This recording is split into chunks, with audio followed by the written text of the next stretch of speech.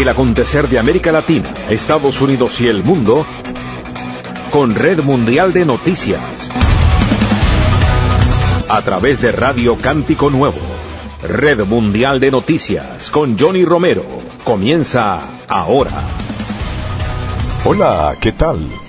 Aquí está la información en Red Mundial de Noticias. Hoy es viernes, 11 de abril de 2025. Aquí están los titulares de las más importantes noticias ocurridas en el mundo hasta este momento. Un nuevo vuelo con 178 migrantes deportados por Estados Unidos llega a Venezuela. Uno de ellos es investigado por homicidio. Creciente violencia y alto empleo informal, los grandes desafíos del próximo presidente del Ecuador. Aumentan a 225 los muertos en el derrumbe de una discoteca en República Dominicana y se termina la búsqueda de sobrevivientes. Guardacostas de Estados Unidos decomisan drogas fuera de las costas de Ecuador, Perú y Costa Rica.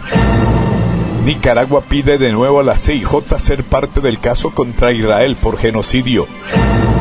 Trump acusa a México de violar el Tratado de Aguas y asegura que eso se va a acabar ya.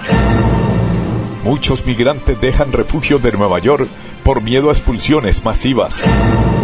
El Supremo pide a Trump facilitar la vuelta del salvadoreño enviado por error al CECOT. Aquí están las noticias. Washington.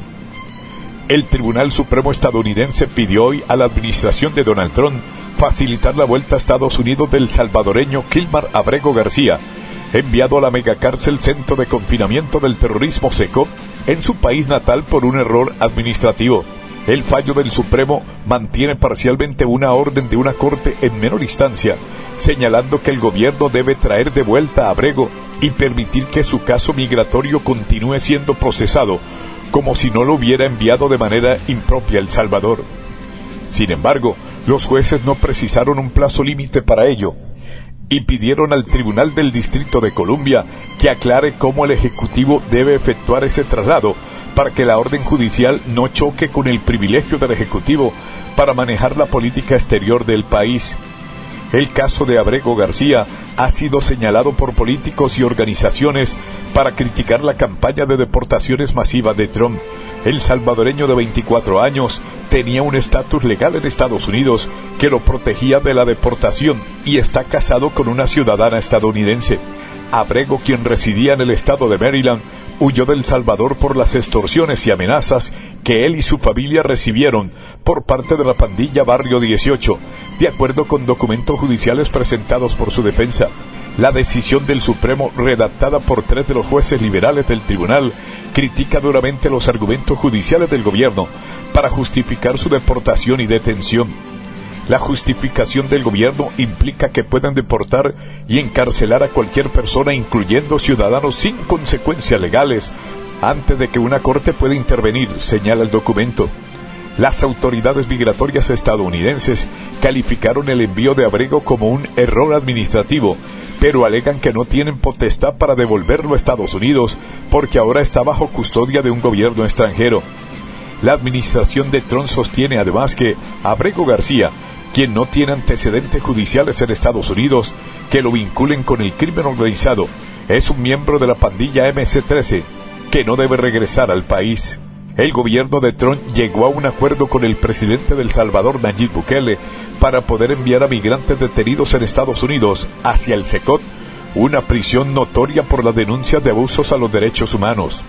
Como parte del trato, del que no se conocen detalles específicos, Washington pagará a El Salvador $6 millones anuales para sostener el sistema carcelario.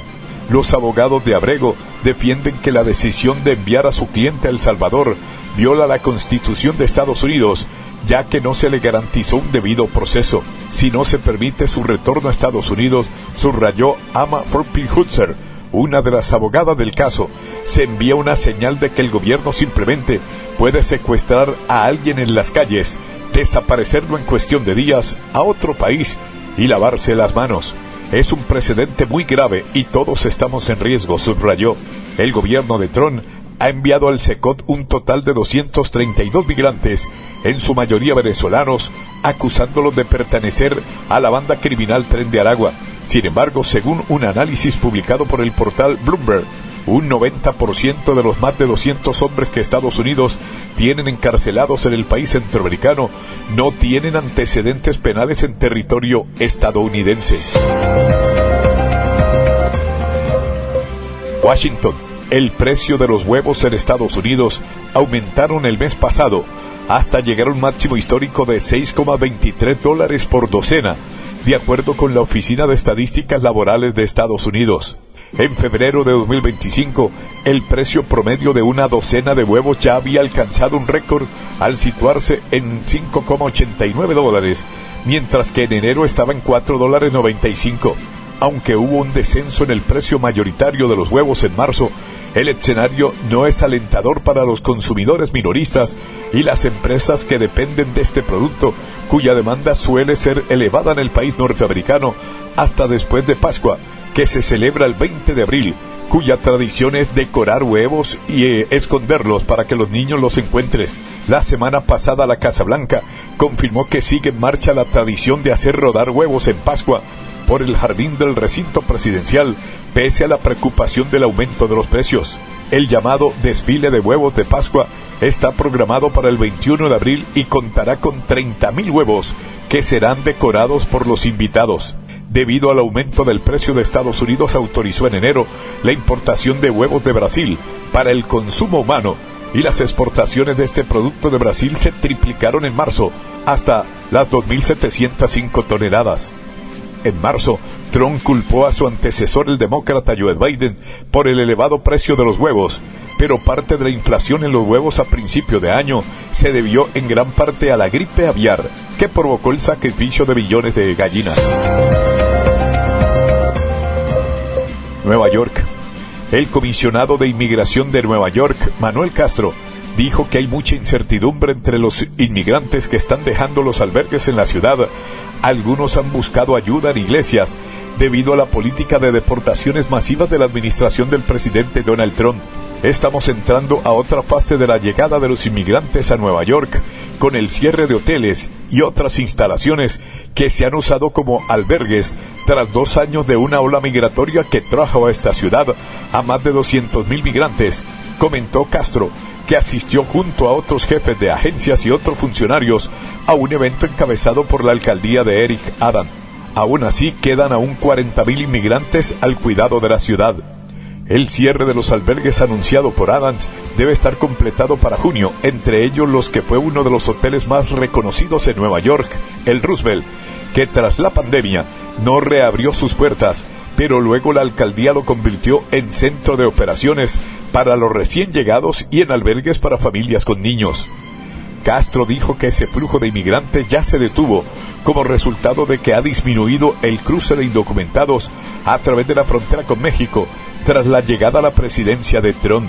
También indicó que entre los que están dejando los albergues, algunos porque caducó el plazo que dio la ciudad, muchos lo están haciendo por miedo a los esfuerzos a nivel federal para expulsar a esta comunidad de Estados Unidos y están buscando apoyo en iglesias con las que la Oficina de Asuntos de Inmigración mantiene contactos y respalda. Washington. El presidente estadounidense Donald Trump acusó a México de violar el Tratado de Aguas de 1944 y aseguró que esa actuación injusta y que perjudica a los agricultores de Texas se va a acabar ya. Eso se va a acabar ya. Me aseguraré de que México no viole nuestros tratados ni perjudique a nuestros agricultores texanos, dijo en su red social Truth Social, en referencia a ese pacto que establece la asignación de las aguas de los ríos Tijuana, Colorado y Bravo, desde Fort Kidman, Texas, hasta el Golfo de México, que Estados Unidos ha rebautizado como Golfo de América. Por su parte, la presidenta de México, Claudia Sheinbaum, dijo que confía en lograr un acuerdo luego de que su gobierno envió al de Estados Unidos una propuesta integral para atender el envío de agua a Texas dentro del Tratado de 1944, que aseguró incluye acciones de muy corto plazo. El mensaje de Sheinbaum a través de la plataforma X se da luego de que su homólogo estadounidense Donald Trump amenazó más temprano a México con sanciones y aranceles debido a una deuda pendiente de agua de México bajo el tratado de 81 años.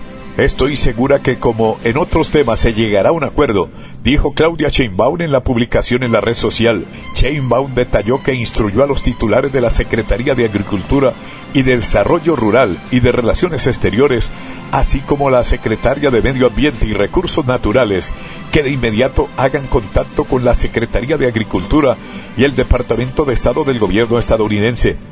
Estoy segura de, como en otros temas, se llegará a un acuerdo, dijo la mandataria federal. Washington.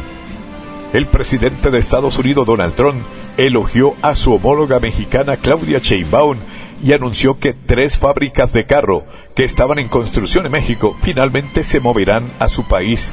No estoy buscando hacerle daño a México, pero 3 fábricas de carros que se estaban construyendo ahí han parado las obras y se van a reiniciar aquí en Estados Unidos por los aranceles, dijo Trump durante una reunión de su gabinete.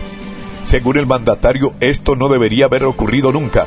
Hemos perdido 90,000 fábricas desde el TLCAN, el Tratado de Libre Comercio de América del Norte, lamentó.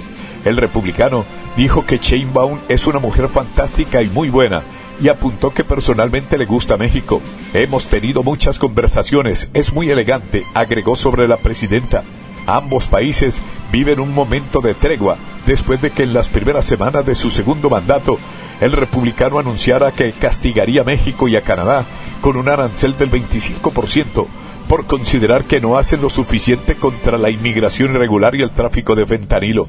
Cuando el pasado 2 de abril Trump anunció lo que llamó aranceles recíprocos, que implican tasas generalizadas del 10%, y unos volúmenes superiores para otras regiones y países, México y Canadá quedaron fuera de la lista de países castigados.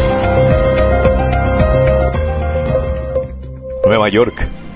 5 miembros de una familia española, 2 adultos y 3 niños, y el piloto murieron tras estrellarse el helicóptero en el que viajaban en el río Hudson de Nueva York durante una visita turística.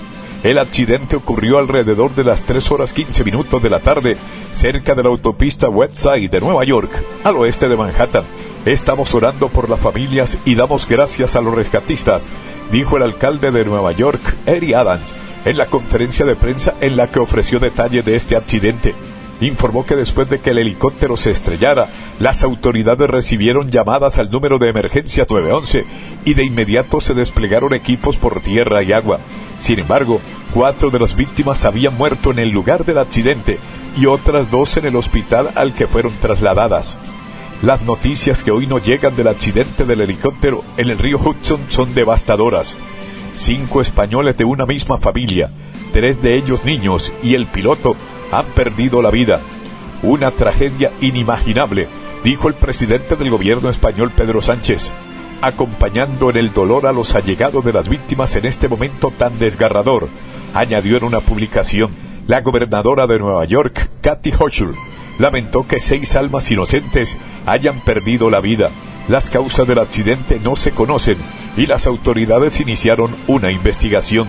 Algunos videos del momento del accidente difundidos por medios en Estados Unidos y redes sociales muestran al helicóptero cayendo en picada hacia el río. Las imágenes parecen mostrar que las hélices se habían desprendido del cuerpo de la aeronave antes del impacto en el agua. Ciudad de Panamá. El gobierno de Panamá publicó el acuerdo en materia de seguridad firmado con Estados Unidos que amplía la presencia militar estadounidense de carácter temporal en territorio panameño y descarta la instalación de bases castrenses de ese país. El documento de 22 puntos suscrito el miércoles en el marco de una visita a Panamá del secretario estadounidense de Defensa, Pete Hegseth, fue difundido por la Cancillería panameña, que también publicó un análisis detallado del memorando de entendimiento relativo a las actividades cooperativas en materia de seguridad en Panamá. No se lesiona la soberanía. Específicamente establece que todas las instalaciones de seguridad en territorio panameño, incluidas las ubicaciones autorizadas para actividades conjuntas, seguirán siendo instalaciones panameñas, indica la Cancillería en su análisis. El acuerdo sostiene la cartera de exteriores, permite la presencia temporal del personal y contratistas estadounidenses para actividades como entrenamiento, ejercicios y cooperación en seguridad, pero no contempla la instalación de bases militares permanentes.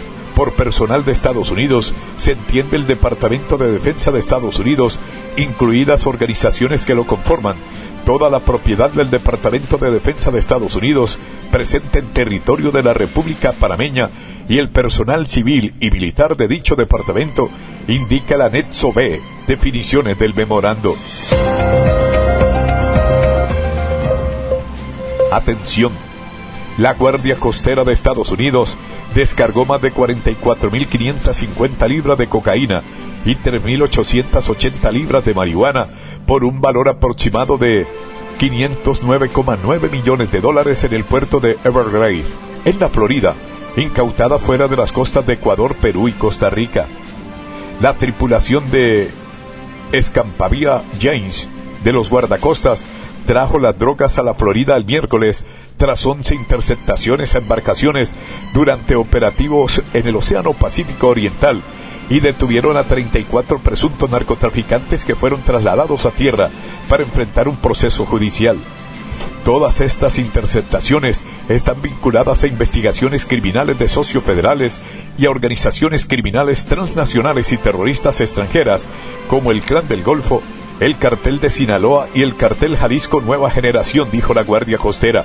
La mayoría de los alijos fueron decomisados en zonas frente a la costa ecuatoriana, incluyendo las famosas Islas Galápagos. Las interceptaciones de embarcaciones con drogas están vinculadas a investigaciones a organizaciones criminales como el Clan del Golfo, el Cartel de Sinaloa y el Cartel Jalisco Nueva Generación. Las interceptaciones de embarcaciones con drogas están vinculadas a investigaciones a organizaciones criminales como el Clan del Golfo, el Cartel de Sinaloa y el Cartel Jalisco Nueva Generación. El capitán Thomas Rodsewich, comandante del James, dijo: asestamos un duro golpe a las organizaciones narcoterroristas, sometiendo a quienes intentaban traer drogas a nuestras fronteras a procesos federales, deteniendo las ganancias que los delincuentes utilizan para alimentar el tráfico de fentanilo y, lo más importante, impidiendo que el contrabando letal llegue a las comunidades y familias estadounidenses. A lo largo de 6 semanas de operativos, los decomisos se llevaron a cabo el 5 de enero al 18 de febrero y el primer día del operativo, el sistema aéreo no tripulado, DRON, del James, detectó una embarcación sospechosa a aproximadamente 260 millas de la costa de Ecuador. El equipo de abordaje interceptó la embarcación, deteniendo a 3 presuntos contrabandistas e incautando más de 2.025 libras de cocaína. Al día siguiente, una aeronave de la patrulla marítima detectó 3 lanchas rápidas sospechosas a aproximadamente 280 millas de la costa de Ecuador. Los guardacostas interceptaron las embarcaciones y detuvieron a 9 personas y se incautaron más de 13.960 kilos de cocaína. Managua. El gobierno de Nicaragua informó que ha pedido nuevamente a la Corte Internacional de Justicia, CIJ, de la ONU, intervenir como parte del procedimiento iniciado por Sudamérica contra Israel, a la que acusó de violar la Convención sobre el Genocidio de 1948 con su guerra en la Franja de Gaza desde el 7 de octubre, tras el ataque del grupo islamista Hamas en territorio israelí. En una declaración, el ejecutivo nicaragüense que preside Daniel Ortega, junto con su esposa Rosario Murillo, explicó que el pasado 1 de abril habían decidido descontinuar los procesos radicados ante la CIJ relacionados con las gravísimas violaciones de los derechos del pueblo y el Estado palestino debido al alto costo financiero que implica para un país en desarrollo, con las restricciones económicas que sufre Nicaragua, el poder continuar con esos procesos judiciales. No obstante, en la última semana se ha evidenciado un recrudecimiento en las violaciones en contra del pueblo palestino e inclusive en contra de los servicios humanitarios internacionales, dejando en total evidencia el atropello a todas las normas del derecho internacional por parte de Israel y la total complicidad particularmente de algunos países occidentales, los cuales han decidido continuar su apoyo político, económico y militar a los responsables de estos crímenes, anotó Managua. En vista de lo anterior, continuó el gobierno sandinista y, haciendo un gran esfuerzo, Nicaragua ha decidido notificar a la Corte Internacional de Justicia que desea continuar con los procesos judiciales por las violaciones de los derechos del pueblo palestino. Santo Domingo. El ministro de Salud de la República Dominicana, Víctor Atalá, dijo que la cifra de personas muertas tras el desplome del techo del club nocturno Jet Set es de 225 y que 189 más resultaron heridas. El funcionario dijo que se ha culminado la fase de rescate y que ahora trabajan en entregar los cuerpos a los familiares. Culminamos la fase de rescate porque ya tenemos toda el área peinada y chequeada y todos los cuerpos recuperados y todos los que sobrevivieron también recuperados, agregó el funcionario. El mortal incidente en las primeras horas del día martes conmocionó al país y se declararon 3 días de luto tras este desastre.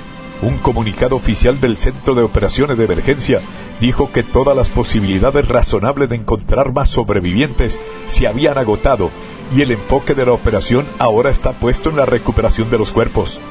En los últimos días los equipos de rescate trabajaron de manera ininterrumpida para retirar escombros, ayudar a los heridos y rescatar a las personas vivas. Y continúa. Sin embargo, habiendo agotado cualquier posibilidad razonable de encontrar más sobrevivientes, la operación se encuentra ahora en una fase diferente, no obstante sensible y crucial, la recuperación de cuerpos humanos con el debido respeto y la dignidad de que cada víctima merece.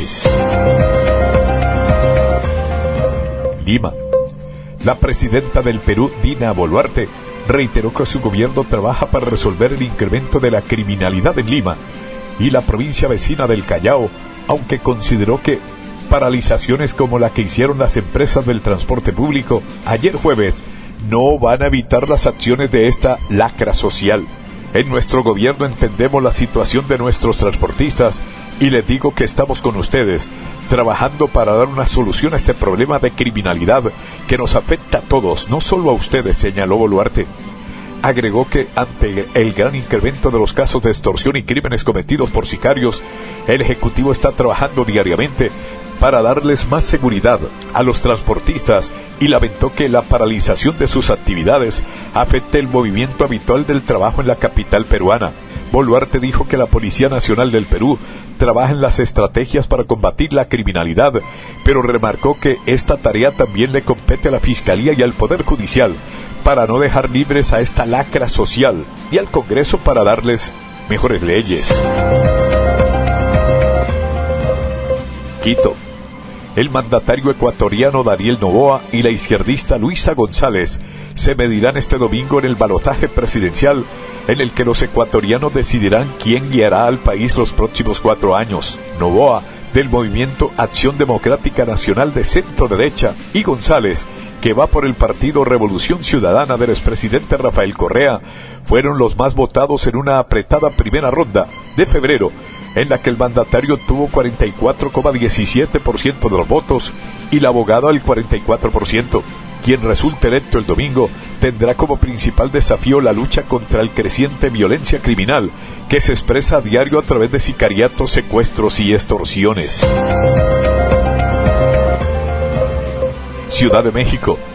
La vicepresidenta de Colombia, Francia Márquez, llamó en México a América Latina, el Caribe y África a la unidad afrodescendiente para enfrentar las guerras comerciales, la crisis migratoria, el colapso y un orden internacional que perpetúa las desigualdades coloniales.